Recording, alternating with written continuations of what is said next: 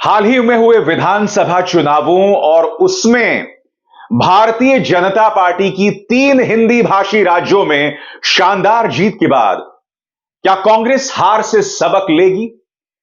क्या लोकसभा चुनावों के लिए कांग्रेस भारतीय जनता पार्टी का मुकाबला कर पाएगी? क्या राहुल गांधी प्रधानमंत्री नरेंद्र मोदी के सामने टिक पाएंगे? ये तमाम सवाल हैं जिनके जवाब ढूंढे जाने कांग्रेस के लिए जरूरी हो गए हैं। नमस्कार, आप देख रहे हैं न्यूज चक्र। मैं अभिसार शर्मा। आपकी स्क्रीन पर यह है कांग्रेस के नेता जयराम रमेश।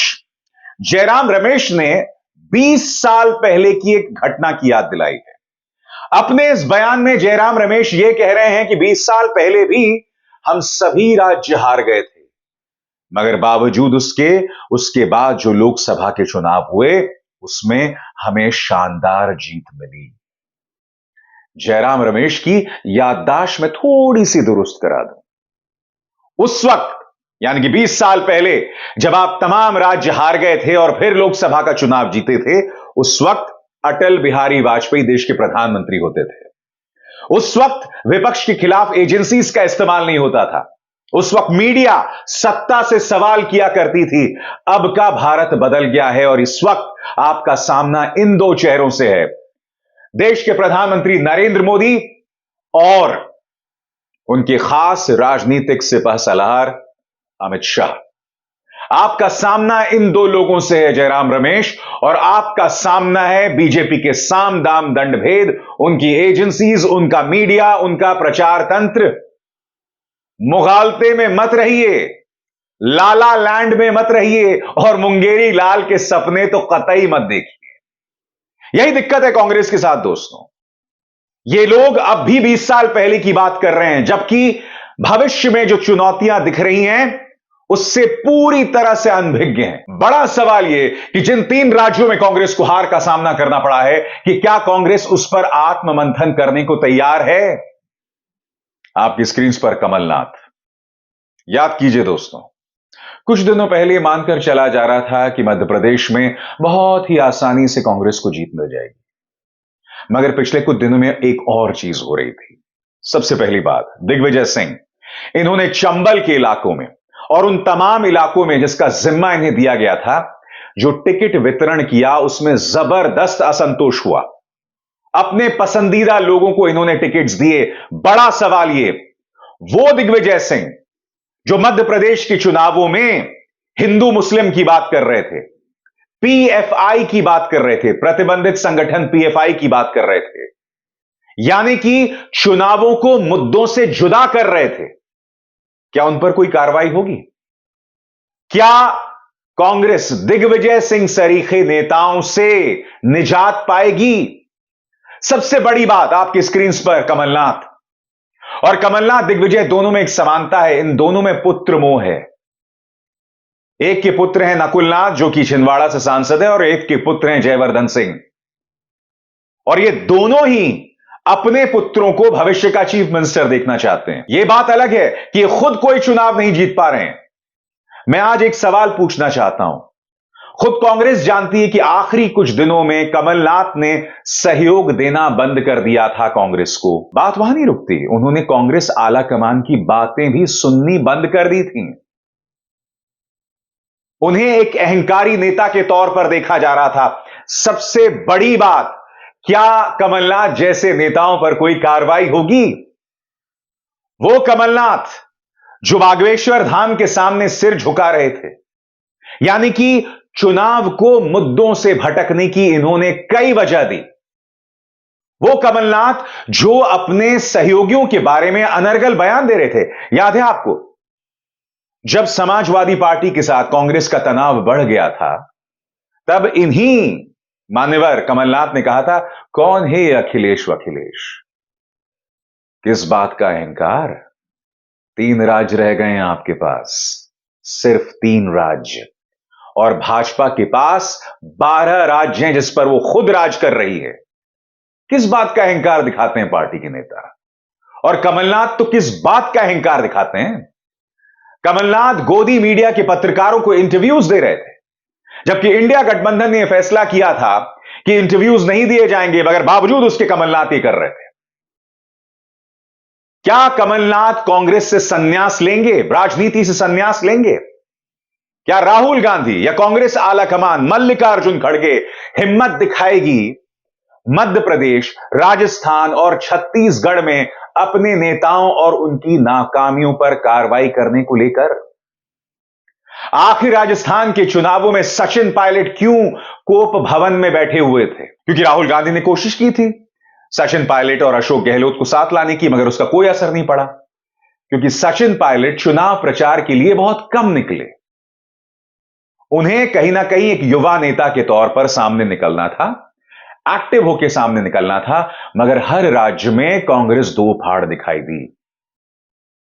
बड़ा सवाल यह कि क्या इन नेताओं से निजात पाएगी कांग्रेस? क्या इन नेताओं पर कार्रवाई करेगी कांग्रेस? क्या राहुल गांधी इस पर आयरन हैंड दिखाकर, सख्ती दिखाकर कोई कार्रवाई करेंगे?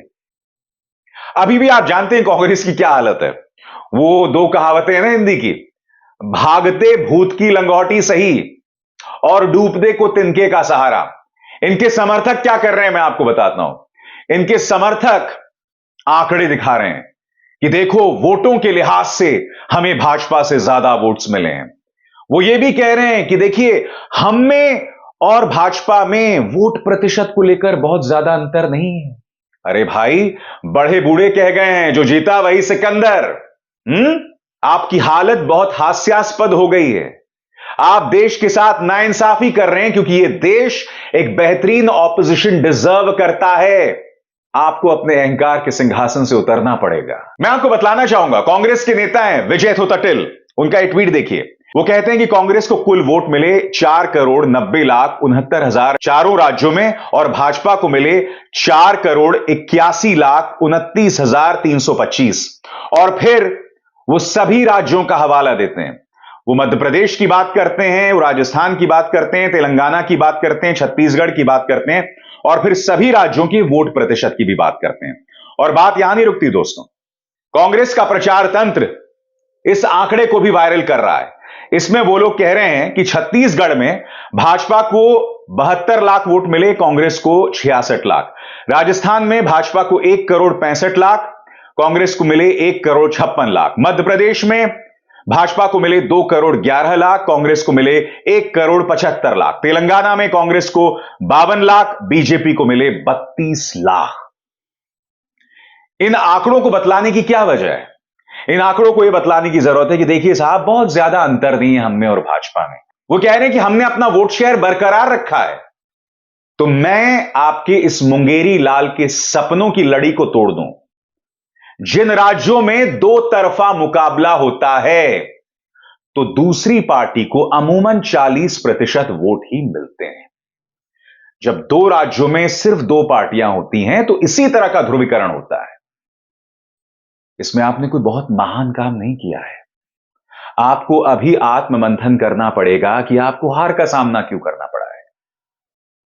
अभी से लोग ये कह रहे हैं कि 2024 में प्रधानमंत्री मोदी को हराना नामुमकिन है। और प्रधानमंत्री आज लोकसभा सत्र के पहले दिन, शीतकालीन सत्र के पहले दिन पत्रकारों के सामने आते हैं और कांग्रेस पर ताना मारते हैं।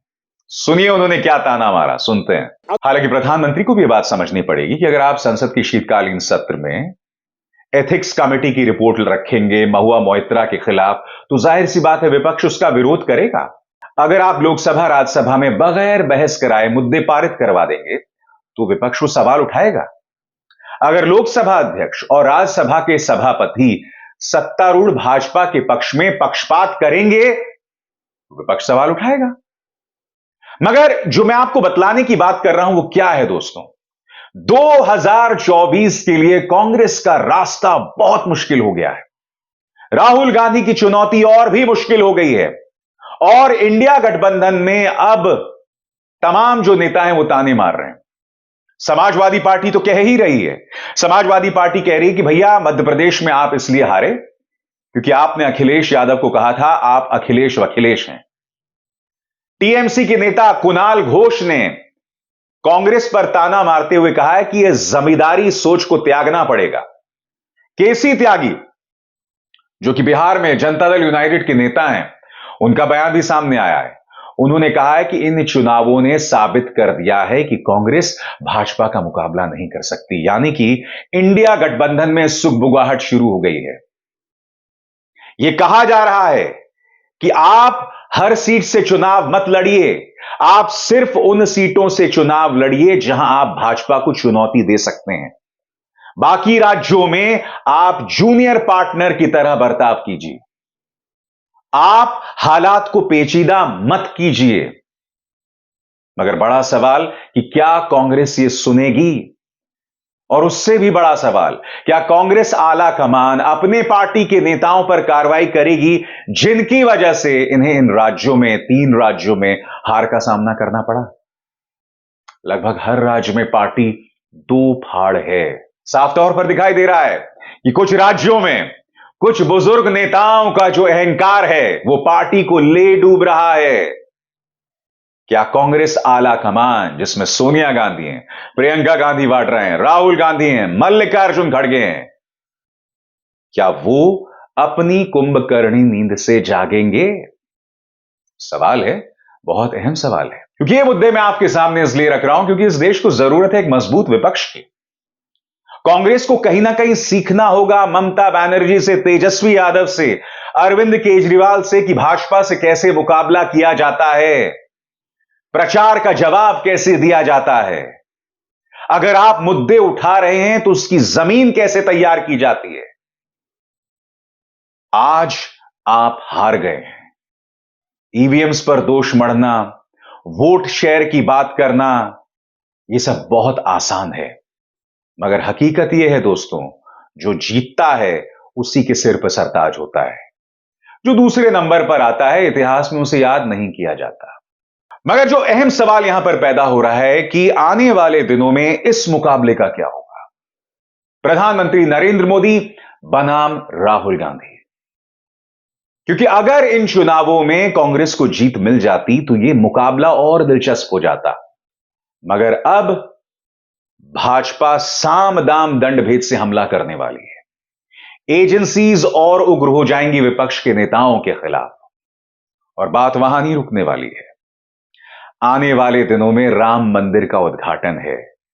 मार्च में सीएए एनआरसी को लेकर मामले को और उग्र किया जाएगा, और भाजपा को ऐसा लग रहा है कि यह सब करने का, उस पर जहर उगलने का इसके पास लाइसेंस है, क्योंकि उन्हें 3 बड़ी जीत मिली है। और प्रचार तंत्र और मीडिया का क्या हाल है वो आप जानते हैं।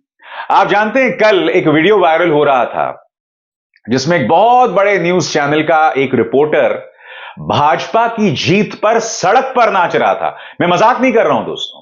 याद कीजिएगा, जब मुख्यमंत्री आदित्यनाथ जीत गए थे, भाजपा जीत गई थी उत्तर प्रदेश के चुनाव, तब एक न्यूज चैनल के अंदर पत्रकार नाच रहे थे जोरों से। इन्हें कोई शर्म नहीं है, मगर यह हकीकत है इस मीडिया की भी, यह हकीकत है इस देश की, यह हकीकत है, यह एक दुविधा है, यह एक चुनौती है विपक्ष के लिए भी कि उन्हें कहीं ना कहीं ऐसे मीडिया का सामना करना है। और अब हार, प्रचार, एजेंसीज और आने वाला लोकसभा चुनाव, इतनी चुनौतियां हैं कांग्रेस के सामने, इतनी चुनौतियां हैं विपक्ष के सामने। क्या वो पार कर पाएगा? इंतजार करना पड़ेगा। अब इज़हार शर्मा को दीजिए इजाजत। नमस्कार। स्वतंत्र और आजाद पत्रकारिता का समर्थन कीजिए, सच में मेरा साथी बनिए। बहुत आसान है दोस्तों, इस ज्वाइन बटन को दबाइए और आपके सामने आएंगे ये 3 विकल्प, इनमें से एक चुनिए और सच के इस सफर में मेरा साथी बनिए।